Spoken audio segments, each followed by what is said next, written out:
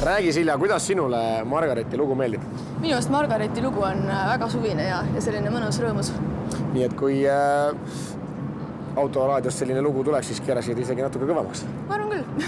Okei. Aga millist muusikat sa ise üldse armastad? Millist muusikat sa tahaksid iga päev kuulata? No tegelikult ma kuulan ikka nagu seinast seina, aga noh, house on ikka põhiline. Sa oled selline house'i tšikk või nii öelda? No võib-olla jah. Kas sulle meeldivad ka selle muusikaüritused, kui kuskil klubis käib selline hea house'i pidu, siis võib sind seal kohata? No ma ei saa eriti klubides käia. Ai, sul on veel 1 aasta aega? Jah. No nii.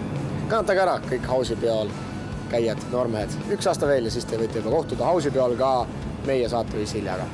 Aga kallid inimesed, kui ka teil on põnevaid lugusid või juhtumisi, mis te olete suvel korda saatnud, siis kindlasti filmige või pildistage need ülesse ja laadige ülesse see materjal oma kontole teler.tv-s. Praegu on ju käimas meil konkurss Suve sündmus 2009, nii et kui tahate endale võita vinget videokaamerat, siis võtke kindlasti osa.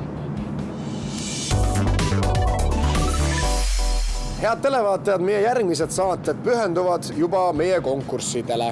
See tähendab seda, et valitakse välja varsti suvemodell 2009.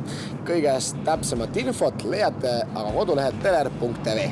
Niisiis kõik, kes ole osalenud veel meie konkurssidel Suve sündmus ja suvemodell, siis natuke on teil veel aega. Nii et minge meie kodulehele ja lugege rohkem informatsiooni. Just nimelt.